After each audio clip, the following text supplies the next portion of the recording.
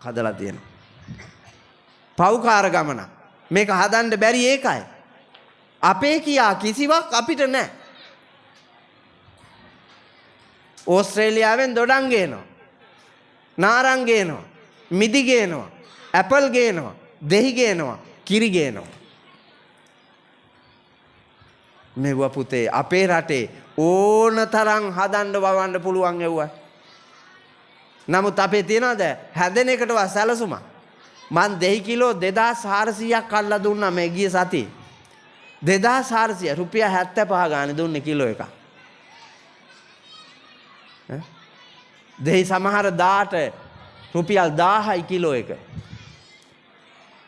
මේක තුලනය කරලා තියාගන්න තේරෙන්නේ නැති ඇමතියා අධ්‍යක්ෂක ජෙනරාල්වරයා ඒ විශේෂලාභියා මොනවටද මේ